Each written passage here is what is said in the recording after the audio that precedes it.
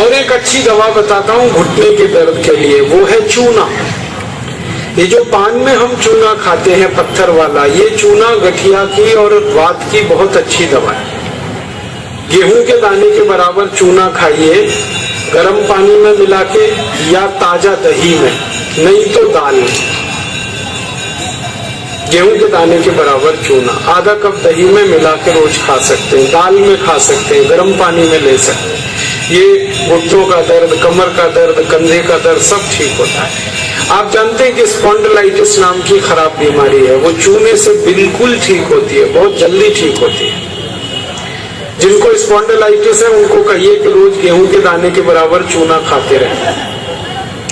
तरीका क्या है? आधा कप दही, ताजा दही, खट्टा नहीं होना चाहिए, और दाल जो हम रोज खाते हैं उसमें मिला के, नहीं तो गर्म पानी में मिला के पी लीजिए। ये चूना बहुत अच्छी दवा है हमारे घर के उन सब बच्चों के लिए जिनकी लंबाई नहीं बढ़ रही है।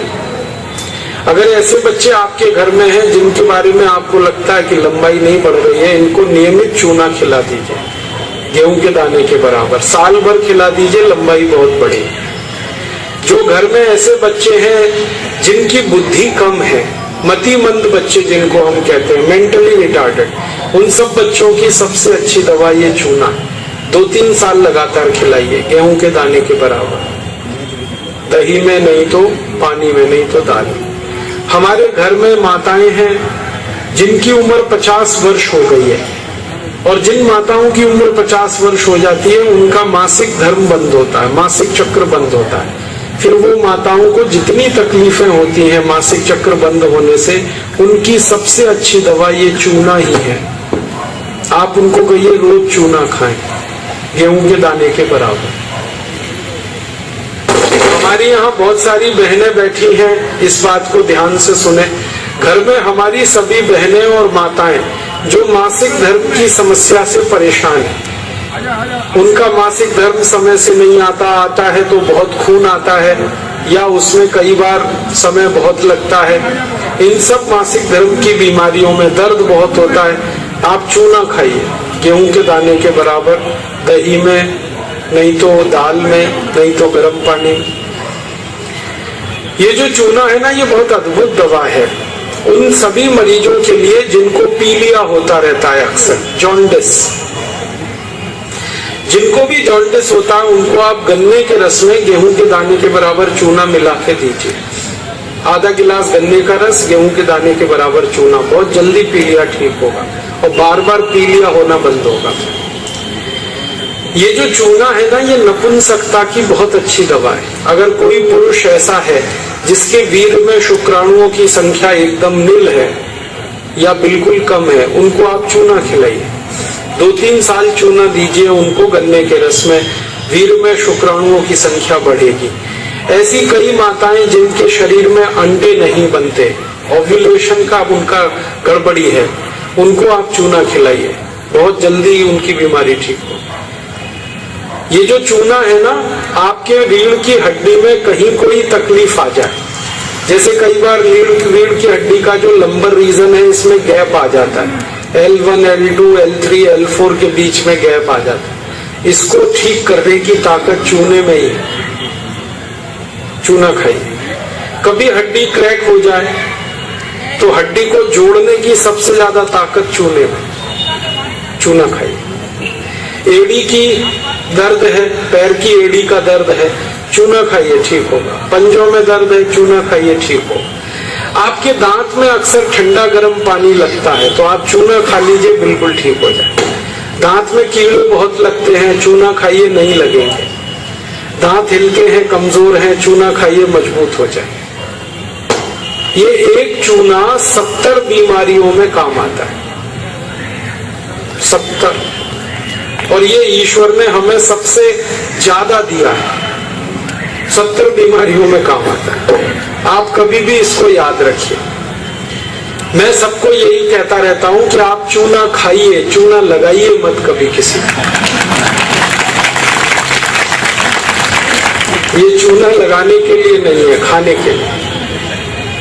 और ये चूना हम खाएं तो 2 ही बातें याद रखनी है, पत्थर वाला खाना है, पत्थर वाला चूना एक आता है, एक सीप वाला भी आता है। तो सीप वाला नहीं खाना, पत्थर वाला। और यही चूना है पत्थर वाला जो पान की दुकान में मिलता है, तो वहां से आप कभी भी ले सकते हैं। अगर यहाँ कोई किसान भाई बैठे हैं और जो गाय भैंस पालते हैं, वो मेरी बात बड़े ध्यान से सुने कि गाय और भैंस को हर दिन पानी में मिलाकर चूना दीजिए आप।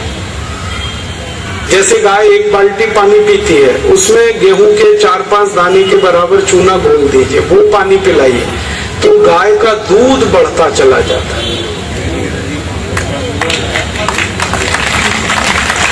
रोज पिलाइए उसको चूने का पानी। ऐसे ही भैंस है आपके पास, अगर भैंस, तो भैंस को भी चूने का पानी पिलाइए, उसका दूध बढ़ता चला जाता है।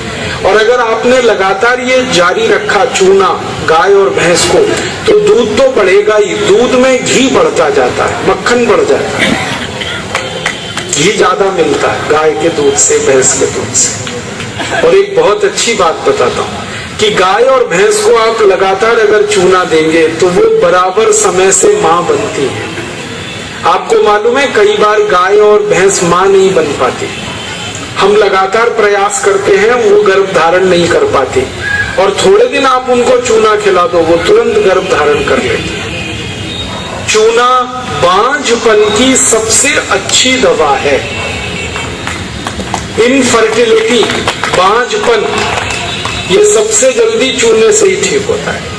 माताएं भी इस बात को सुने ध्यान से कि ऐसी अगर कोई माताएं बहनें हमारे घर में हैं जो मां नहीं बन पा रही हैं, और तरह तरह से डॉक्टर ने उनकी जांच की है, और डॉक्टर कहता है जी मेरे समझ में नहीं आता, सब चीज तो नॉर्मल है, फिर भी मां नहीं बन पा रही है, ऐसी किसी भी मां को लगातार चूना खिला दो, बहुत जल्दी मां बनेगी।